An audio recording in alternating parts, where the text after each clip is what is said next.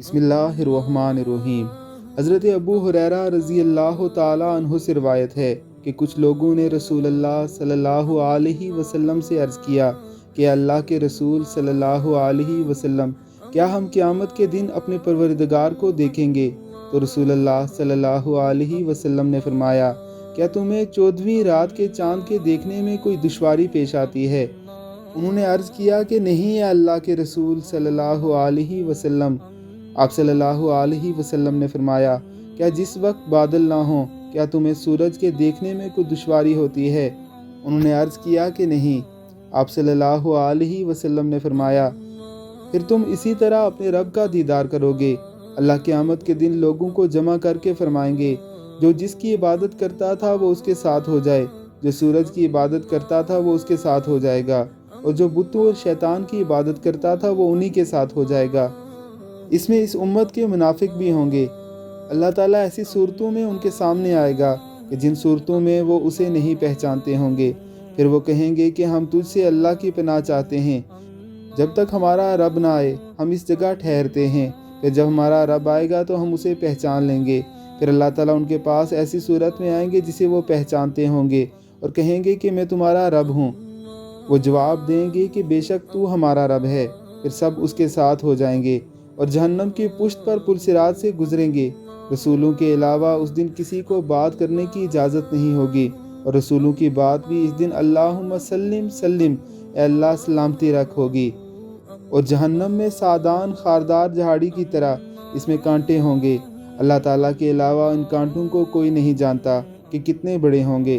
لوگ اپنے اپنے اعمال میں جھکے ہوئے ہوں گے، اور بعض مومن اپنے نیک اعمال کی وجہ سے بچ جائیں گے، اور بعضوں کو ان کے اعمال کا بدلہ دیا جائے گا، اور بعض پل صراط سے گزر کر نجات پا جائیں گے، یہاں تک کہ جب اللہ تعالیٰ اپنے بندوں کے درمیان فیصلہ کر کے فارغ ہو جائیں گے، اور اپنی رحمت سے دوزخ والوں میں سے جسے چاہیں گے فرشتوں کو حکم دیں گے ان کو دوزخ سے نکال کر جنہوں نے اللہ کے ساتھ کسی کو شریک نہیں ٹھہرایا، اور ان میں سے جس پر اللہ اپنا رحم فرمائیں گے، اور جو لا الہ الا اللہ کہتا ہوگا فرشتے ایسے لوگوں کو پہچان لیں گے، اور ایسوں کو بھی پہچان لیں گے کہ ان کے چہروں پر سجدوں کے نشان ہوں گے۔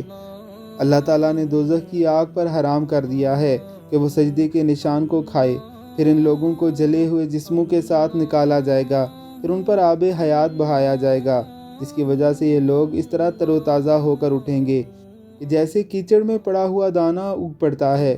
پھر اللہ اپنے بندوں کے درمیان فیصلے سے فارغ ہوگا، تو ایک شخص رہ جائے گا کہ جس کا چہرہ دوزخ کی طرف ہوگا، اور وہ جنت والوں میں سے آخری ہوگا، وہ جنت میں داخل ہوگا۔ وہ اللہ سے عرض کرے گا کہ اے میرے پروردگار، میرا چہرہ دوزخ کی طرف سے پھیر دے، اس کی بدبو سے مجھے تکلیف ہوتی ہے، اور اس کی تپش مجھے جلا رہی ہے۔ پھر جب تک اللہ تعالیٰ چاہیں گے وہ دعا کرتا رہے گا۔ پھر اللہ اس کی طرف متوجہ ہو کر فرمائیں گے کہ اگر میں نے تیرا یہ سوال پورا کر دیا پھر تو اور کوئی سوال تو نہیں کرے گا؟ وہ کہے گا کہ اس کے علاوہ کوئی سوال آپ سے نہیں کروں گا۔ پھر پروردگار اس سے اس کے وعدے کی پختگی پر اپنی منشا کے مطابق عہد و پیمان لیں گے۔ پھر اللہ اس کے چہرے کو دوزخ سے پھیر دیں گے اور جنت کی طرف کر دیں گے، اور جب وہ جنت کو اپنے سامنے دیکھے گا تو جب تک اللہ چاہیں گے وہ خاموش رہے گا۔ پھر کہے گا کہ اے میرے پروردگار، مجھے جنت کے دروازے تک پہنچا دے، تو اللہ اس سے کہیں گے کہ کیا تو نے مجھے عہد و پیمان نہیں دیا تھا کہ میں اس کے علاوہ اور کسی چیز کا سوال نہیں کروں گا؟ افسوس ابن آدم تو بڑا وعدہ شکن ہے۔ وہ پھر عرض کرے گا کہ اے پروردگار، وہ اللہ سے مانگتا رہے گا یہاں تک کہ پروردگار فرمائیں گے کہ کیا اگر میں تیرا یہ سوال پورا کر دوں؟ پھر اور تو کچھ نہیں مانگے گا۔ وہ کہے گا کہ نہیں، تیری عزت کی قسم۔ اللہ اسے جو چاہیں گے نئے عہد کی پختگی کے مطابق عہد و پیمان لیں گے، اور اس کو جنت کے دروازے پر کھڑا کر دیں گے۔ جب وہاں کھڑا ہوگا تو ساری جنت آگے نظر آئے گی، جو بھی اس میں نفیس اور خوشیاں ہوں گی سب اسے نظر آئیں گی۔ پھر جب تک اللہ چاہیں گے خاموش رہے گا۔ پھر کہے گا کہ اے میرے پروردگار، مجھے جنت میں داخل کر دے، تو اللہ اسے فرمائیں گے کہ کیا تو نے مجھ سے یہ عہد و پیمان نہیں کیا تھا؟ اس کے بعد کسی اور چیز کا سوال نہیں کرے گا۔ افسوس ابن آدم تو کتنا دھوکے باز ہے۔ وہ کہے گا کہ اے میرے پروردگار، میں ہی تیری مخلوق میں سب سے زیادہ بدبخت ہوں۔ وہ اسی طرح اللہ سے مانگتا رہے گا یہاں تک کہ اللہ تعالیٰ ہنس پڑیں گے۔ جب اللہ کو ہنسی آ جائے گی تو فرمائیں گے کہ جنت میں داخل ہو جا، اور جب اللہ اسے جنت میں داخل فرما دیں گے تو اللہ اس سے فرمائیں گے کہ اپنی تمام تمنائیں اور آرزوئیں ظاہر کر۔ پھر اللہ اسے جنت کی نعمتوں کی طرف متوجہ فرمائیں گے اور یاد دلائیں گے کہ فلاں چیز مانگ۔ جب اس کی ساری آرزوئیں ختم ہو جائیں گی تو اللہ اسے فرمائیں گے کہ یہ نعمتیں بھی لے لو اور ان جیسی اور نعمتیں بھی لے لو۔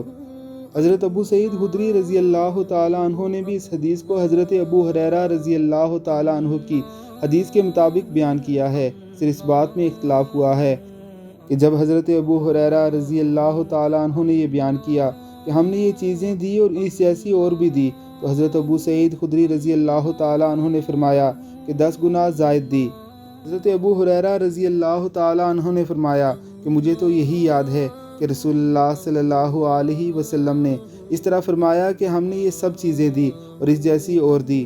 حضرت ابو سعید خدری رضی اللہ تعالیٰ عنہ فرماتے ہیں کہ میں گواہی دیتا ہوں کہ رسول اللہ صلی اللہ علیہ وسلم نے فرمایا ہم نے یہ سب دی اور اس سے 10 گنا اور زیادہ دی۔ حضرت ابو ہریرہ رضی اللہ تعالیٰ عنہ فرماتے ہیں کہ یہ وہ آدمی ہے جو سب سے آخر میں جنت میں داخل ہوگا۔ اللہ رب العزت ہمیں بھی جنتیوں میں شمار فرمائے، آمین ثم آمین۔